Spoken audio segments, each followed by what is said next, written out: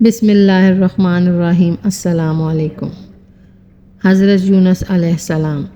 حضرت یونس علیہ السلام کے والد کا نام متی تھا۔ وہ حضرت ہود علیہ السلام کی اولاد میں سے تھے۔ حضرت یونس علیہ السلام بنی اسرائیل تھے، مگر ان کو نینوا شہر کے باشندوں کی ہدایت کے لیے نبی بنا کر بھیجا گیا تھا۔ نینوا، جس کو آج کل دمشق کہا جاتا ہے، نینوا شہر میں اس وقت آشوری عرب آباد تھے، جن کا مرکزی شہر نینوا تھا اور موجودہ شہر موصل بھی اسی ریاست میں شامل تھا۔ حضرت یونس علیہ السلام بہت مشہور پیغمبر تھے۔ آپ نے اپنے فرائضی منصبی کو پوری طرح سے نبھایا۔ بھٹکی ہوئی قوم کو سیدھی راہ پر لانے کی بھرپور کوشش کی۔ یہ قوم بت پرست تھی۔ روایت ہے کہ ان نافرمان لوگوں کی تعداد 1,00,000 سے زیادہ تھی۔ وہ سب کے سب نافرمان ہو چکے تھے۔ اللہ تعالیٰ قرآن پاک میں فرماتے ہیں، یعنی اور بھیجا اس کو 1,00,000 آدمی یا اس سے کچھ زیادہ پر فائدہ، یعنی اگر عاقل بالغ شمار کیے جائیں تو 1,00,000 اور سب چھوٹے بڑوں کا شمار کیا جائے تو 1,00,000 سے زائد تھے۔ آشوری قوم۔ حضرت یونس کی قوم کا پیشہ زراعت تھا۔ نینوا اور اس کے آس پاس کی مملکت کی زمین کم زرخیز تھی۔ بابل کی زرزمین زیادہ زرخیز و شاداب تھی۔ بھوک مفلسی میں انسان وہ کچھ کر جاتا ہے جس کا اس نے تصور بھی نہیں کیا ہوتا اور جو اس کو نہیں کرنا چاہیے۔ آشوری قوم نے اپنی گزر اوقات کے لیے لوٹ مار کو اپنا پیشہ بنا کر مال بنانا شروع کر دیا۔ یہ قوم جنگجو تھی، اس لیے قوم نے اپنی طاقت کا بھرپور استعمال کیا اور آس پاس کی اقوام کو مرعوب اور زیر کر لیا۔ آہستہ آہستہ وہ اپنی طاقت اور قوت سے سلطنت کو بہت وسعت دینے میں کامیاب ہو گئے۔ اس قوم میں ایک خاص بات تھی کہ جب وہ کسی کو اپنا ہدف بناتے تو اس کو زیر کرنے میں کامیاب ہو جاتے تھے۔ طاقت کے گھمنڈ میں وہ اپنے آپ کو ناقابل تسخیر محسوس کرتے تھے۔ مغرب اور جنوب میں قوم جو کہ بڑی طاقتور تھی، سب سے پہلے اس قوم نے لوہے کا استعمال کیا تھا۔ حضرت یونس کی قوم آشوری ان پر غالب آ گئی۔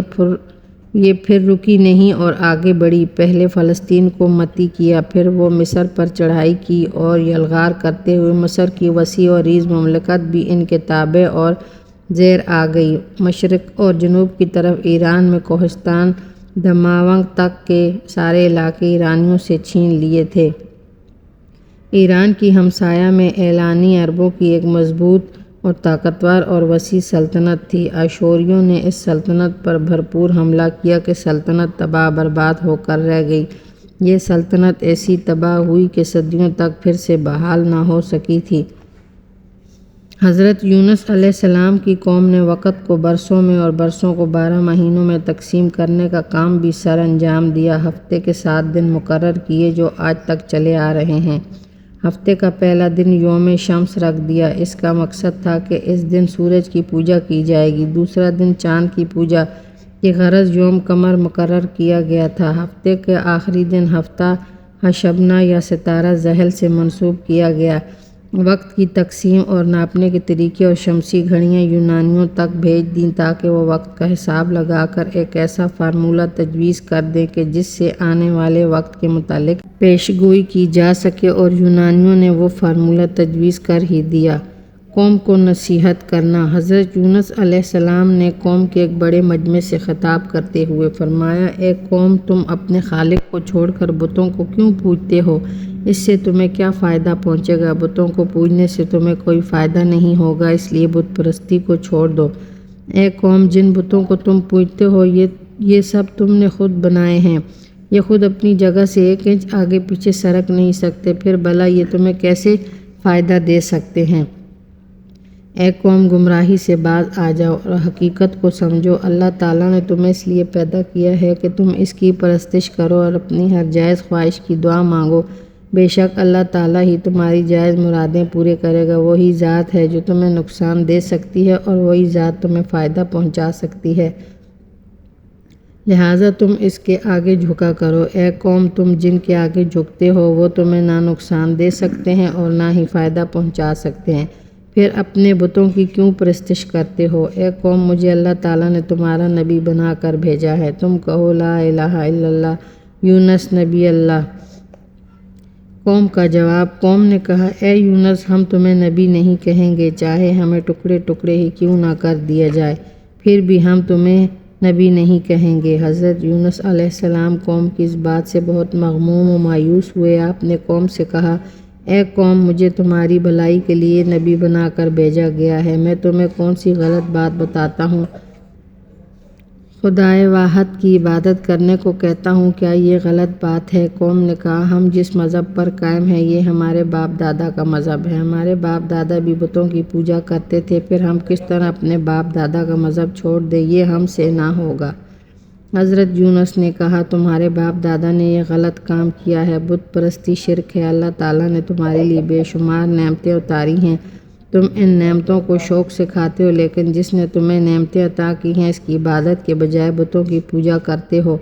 اے قوم اب بھی وقت ہے، باز آ جاؤ اور بت پرستی چھوڑ کر اللہ تعالیٰ کی عبادت کرو۔ اگر تم نے اپنی ضد نہ چھوڑی اور بتوں کی پرستش جاری رکھی تو اللہ تعالیٰ ناراض ہو کر کہیں تم پر عذاب نازل نہ کر دے، بس مجھے یہی خوف ہے۔ قوم عذاب کا سن کر حیرت میں پڑ گئی اور قوم نے پوچھا اے حضرت یونس یہ عذاب کیا ہوتا ہے، اس کے آنے سے کیا ہوگا؟ ہاں یہ تو ہمیں بتاؤ۔ حضرت یونس نے کہا تم نے عذاب نہیں دیکھا جبھی اس قسم کی بات کر رہے ہو، جو قوم بھٹک جاتی ہے اور اللہ پر ایمان نہ لائے اس پر عذاب نازل ہوتا ہے، عذاب آتش دوزخ ہے۔ ہٹ دھرم اور ضدی قوم نے مذاق اڑانے کے انداز میں کہا بھلا اس میں کچھ مضحکہ نہیں ہے؟ حضرت یونس نے اپنی قوم کو سیدھی راہ پر لانے کی غرض سے 40 سال تک دعوت دی اور قوم اس قدر گمراہ ہو چکی تھی کہ کسی طرح بھی ایمان لانے کو تیار نہ تھی۔ حضرت یونس علیہ السلام قوم کو سمجھاتے سمجھاتے تھک گئے، مگر جب قوم نے بت پرستی سے توبہ نہ کی، اللہ تعالیٰ پر ایمان نہ لائے، قوم کے راہ راست پر نہ آنے پر حضرت یونس علیہ السلام نے اللہ تعالیٰ سے ظالم قوم کے لیے بد دعا کی۔ آواز آئی آپ عذاب طلب کرنے میں جلدی مت کریں، جب عذاب کا وقت آئے گا تو عذاب نازل کر دیا جائے گا۔ قوم اللہ پر ایمان لانے کو تیار نہ تھی اور حضرت یونس بھی قوم سے بیزار ہو چکے تھے۔ آپ اس انتظار میں تھے کہ قوم پر عذاب آ جائے تاکہ وہ وہاں سے نکل جائیں۔ اللہ تعالیٰ نے حضرت یونس کو حکم دے دیا کہ وہ اپنی قوم کو بتا دیں کہ تم لوگ ایمان نہیں لائے، اس لیے اب تم پر 3 دن کے اندر اندر عذاب آنے والا ہے۔ حضرت یونس علیہ السلام نے قوم میں عذاب کا اعلان کر دیا۔ عذاب کا سن کر قوم خوفزدہ ہو گئی اور انہوں نے آپس میں صلاح مشورہ شروع کر دیا۔ حضرت یونس علیہ السلام نے ساری زندگی جھوٹ نہیں بولا تھا، انہیں کسی نے بھی جھوٹ بولتے ہوئے نہیں دیکھا تھا، اس لیے وہ عذاب کی بات کو نظر انداز نہیں کر سکتے تھے۔ حضرت یونس علیہ السلام عذاب آنے کا کہہ رہے ہیں تو پھر عذاب واقعی آنے والا ہے۔ سب نے باہمی مشورے سے یہ طے کر لیا کہ یونس علیہ السلام رات میں اس علاقے سے نکل جاتے ہیں، اس کا مطلب ہوگا کہ واقعی صبح ہم پر عذاب آنے والا ہے، اور اگر وہ اپنی جگہ چھوڑ کر کہیں نہیں جاتے تو اس کا مطلب ہوگا کہ یہ اس بات کا اشارہ ہے کہ عذاب نہیں آئے گا۔ حضرت یونس علیہ السلام کا بستی سے نکل جانا۔ حضرت یونس علیہ السلام رات میں بستی کو چھوڑنے کا ارادہ کر کے بستی سے نکل گئے۔ صبح ہونے پر عذاب الہی سیاہ دھوئیں اور بادل کی شکل میں ظاہر ہو گیا۔ اپنے سروں پر سیاہ دھوئیں اور بادل کی شکل میں عذاب الہی کو دیکھ کر وہ سمجھ گئے کہ ہم سب ہلاک ہو جائیں گے۔ قوم نے حضرت یونس علیہ السلام کی تلاش شروع کر دی، وہ جلد سے جلد حضرت یونس علیہ السلام کے ہاتھوں ایمان لے آنا چاہتے تھے اور اپنے پچھلے انکار سے توبہ کر لینا چاہتے تھے۔ خوب تلاش کر لینے پر بھی حضرت یونس علیہ السلام کے نہ ملنے پر انہوں نے آپس میں مشورہ کیا کہ اس موقع پر کیا کریں۔ ایک نے کہا ہم سے بہت بڑی غلطی ہو گئی ہے جبھی یہ ہم پر عذاب نازل ہوا ہے۔ دوسرا بولا حضرت یونس علیہ السلام واقعی پیغمبر تھے اور وہ ہماری بھلائی چاہتے تھے۔ تیسرا بولا اب ہم کیا کریں، عذاب الہی نازل ہونے کو ہے، سب کچھ تہس نہس ہو کر رہ جائے گا اور کوئی بھی زندہ نہیں بچے گا۔ چوتھا بولا ہمارے پاس ایک ہی راستہ ہے اور وہ ہے خود ہی اخلاص نیت کے ساتھ توبہ استغفار کر لیتے ہیں۔ پانچواں بولا تم ٹھیک کہتے ہو، جب تک ہم زندہ ہیں ہمارے پاس ایک طرح سے مہلت ہے، اس مہلت کا فائدہ اٹھا کر توبہ کر لینی چاہیے، اللہ تعالیٰ غفور الرحیم ہے، اس کی رحمت جوش میں آ جانے سے ہم کو وہ بخش دے گا۔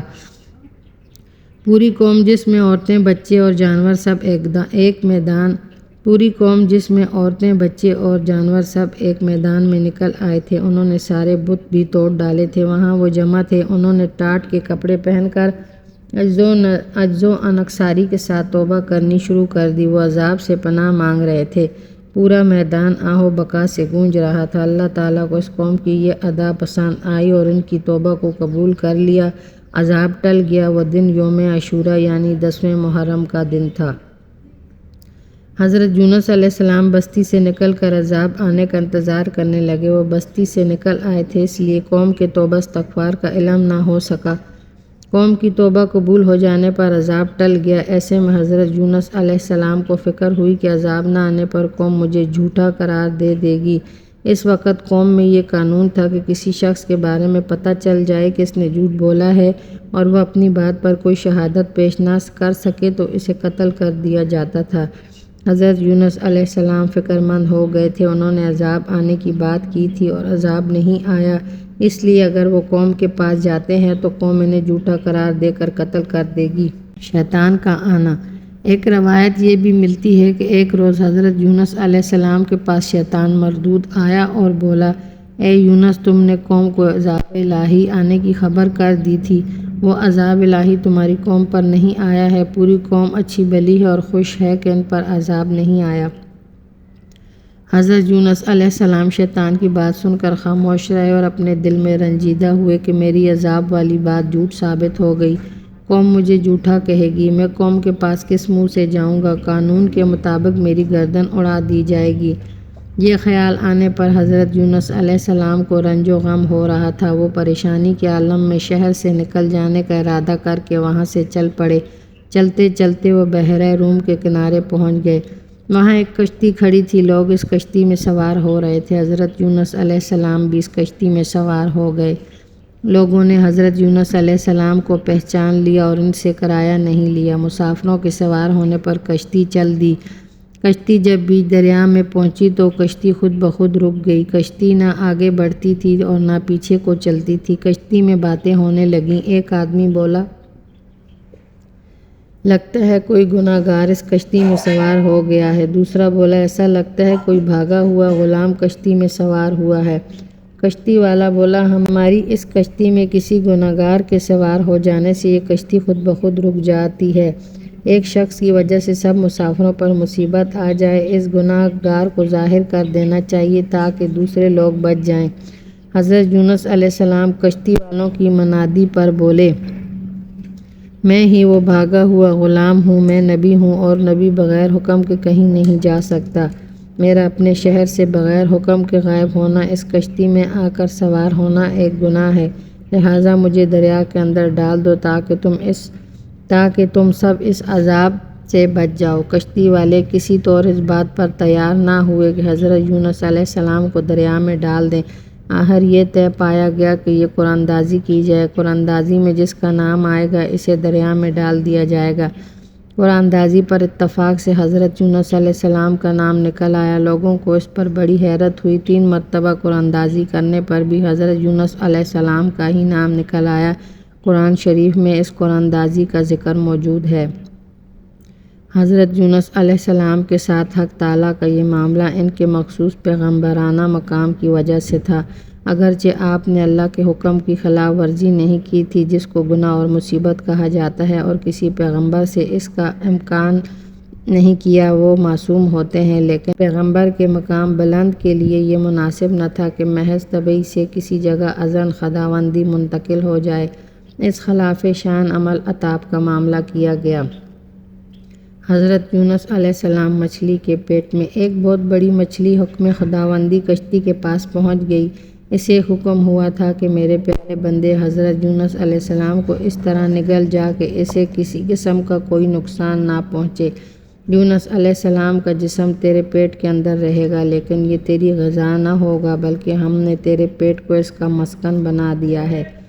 کشتی والوں نے جیسے ہی حضرت یونس علیہ السلام کو دریا میں ڈالا تو ایک بڑی مچھلی آگے بڑھی اور حضرت یونس علیہ السلام کو مچھلی نے اپنے منہ میں لے لیا۔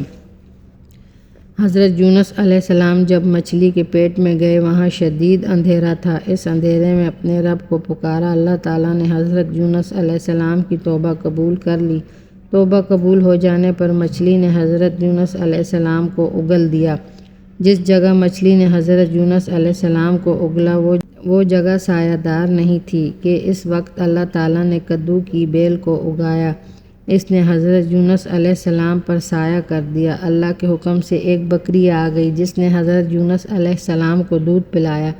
حضرت یونس علیہ السلام کے جسم میں جب تک جان نہ آ گئی بکری روزانہ آ کر دودھ پلاتی تھی۔ ایک روایت میں ہے کہ ایک بڑی مچھلی نے حضرت یونس علیہ السلام کو نگل لیا اور مچھلی نے حضرت یونس علیہ السلام سے بات کی، اے پیغمبر خدا، مجھ کو اللہ تعالیٰ نے حکم دیا ہے کہ تجھ کو اچھی طرح پیٹ میں رکھوں اور کسی طرح سے اذیت نہ دوں، اور میرا پیٹ اب آپ کے لیے زندان ہوا، جب خدا چاہے گا تو یہاں سے نکال لے گا، اور میرا پیٹ بھی غلاظت سے پاک ہے کیونکہ میں ہر وقت خدا کی یاد میں لگی رہتی ہوں اور میرا کام تسبیح میں مصروف رہنا، اور تمہارے واسطے یہی میرا پیٹ عبادت گاہ بنا۔ جس مچھلی نے حضرت یونس علیہ السلام کو نگلا تھا اس نے 40 دن تک اپنا منہ کھلا رکھا تھا کہ کہیں منہ بند کرنے سے حضرت یونس علیہ السلام کو اذیت نہ پہنچے، کیونکہ وہ بندہ خاص خداوند کے ہیں، اور مسلسل 40 روز تک حضرت یونس علیہ السلام نے کچھ کھانا پینا نہیں کیا تھا۔ اس وجہ سے بدن کی تاب و طاقت جاتی رہی اور نہایت نحیف و کمزور ہو گئے، لیکن اس کمزوری کے باوجود بھی وہ عبادت الہی اور ذکر اللہ میں مشغول رہتے تھے، اور اس ذکر و افکار کی وجہ سے اللہ تعالیٰ نے ان کو اس مچھلی کے اندھیروں سے نجات دلا دی۔ اللہ تعالیٰ نے فرمایا، اگر نہ ہوتی یہ بات کہ وہ تسبیح کرنے والوں سے البتہ رہتا مچھلی کے پیٹ میں اس دن تک کہ جب اٹھائے جائیں مردے، یعنی حضرت یونس علیہ السلام اگر مچھلی کے پیٹ میں خدا کو یاد نہ کرتے تو قیامت تک مچھلی کے پیٹ میں رہتے۔ پھر انہوں نے کثرت سے اپنے معبود کو یاد کیا اور اس کی عبادت کی اور ہر وقت تسبیح و تقدیس میں لگے رہے تو اللہ تعالیٰ نے انہیں نجات بخشی۔ تو کیا عجب ہے کہ اگر تم بھی خدا کی عبادت و بندگی کرو تو آتش و دوزخ سے نجات پاؤ گے۔ اس مچھلی نے حضرت یونس علیہ السلام کو اپنے پیٹ میں لے کر 7 سمندر پھیلایا اور تمام قدرت الہی کو دریا میں دیکھی گئیں، اور تقریباً 40 دن کے بعد حضرت یونس علیہ السلام نے خصوصیت اللہ تعالیٰ کو پکارا اور بہت ہی گریہ وزاری کی۔ ان الفاظ کو اللہ تعالیٰ نے قرآن پاک میں نقل فرمایا ہے، پس پکارا یونس علیہ السلام نے ان اندھیروں میں کہ کوئی حاکم نہیں ہے سوائے تیرے، تو بے عیب ہے اور بے شک میں ہوں گناہ گاروں میں سے۔ اس سے معلوم ہوا کہ حضرت یونس علیہ السلام اس وقت 4 تاریکی میں تھے، ایک تاریکی ذلت و خواری کی، اور دوسری رنج و عذاب، اور تیسری کیسر دریا، اور چوتھی تاریکی مچھلی کے پیٹ میں تھے۔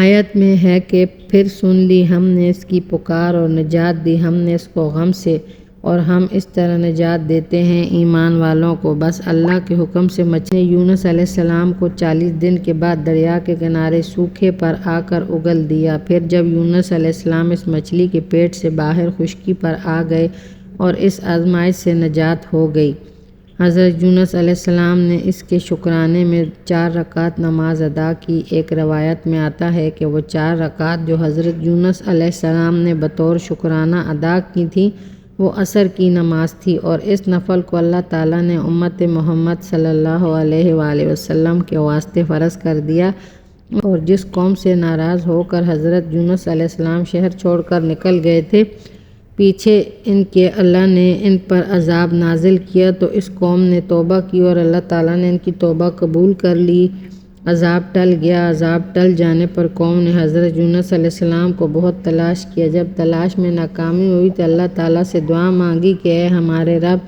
ہمارے پیغمبر حضرت یونس علیہ السلام کو ہمارے پاس بھیج دیں۔ اللہ تعالیٰ نے ان کی دعا قبول کر لی۔ قوم کے پاس جانے کا حکم۔ حضرت یونس علیہ السلام کے جسم میں جان آنے پر اللہ تعالیٰ نے آپ کو حکم دیا کہ اپنی قوم میں جاؤ اور ان کو آپ کا انتظار ہے۔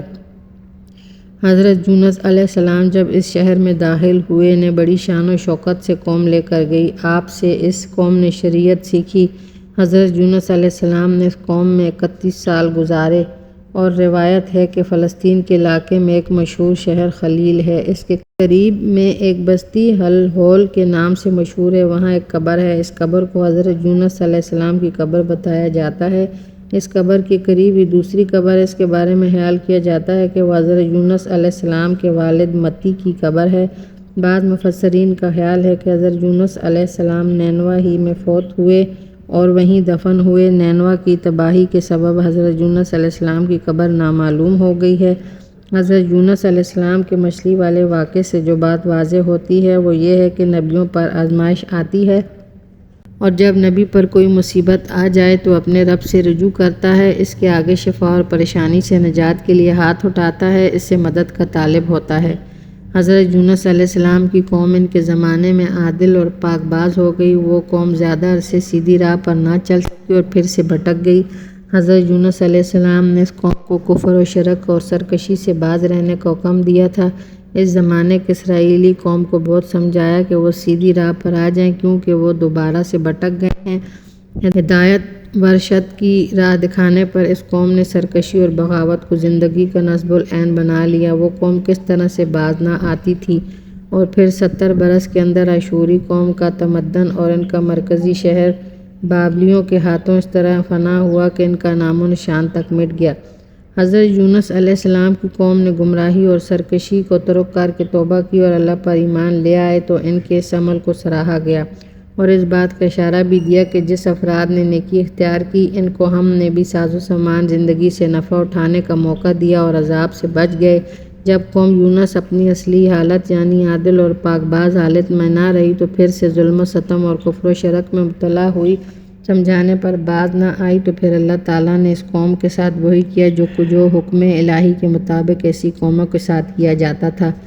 اللہ تعالیٰ کسی قوم کو فوراً تباہ و برباد نہیں کرتا، وہ قوم کو مہلت دیتا ہے کہ وہ سنبھل جائے۔ پیغمبر آخری وقت تک نصیحت کا سلسلہ جاری رکھتا ہے اور اللہ کے مقرر کردہ وقت تک ان پر عذاب نہیں آتا اور تمام قانونی شرائط پوری ہونے پر ہی عذاب آتا ہے۔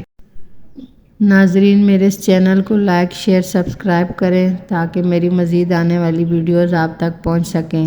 فی امان اللہ۔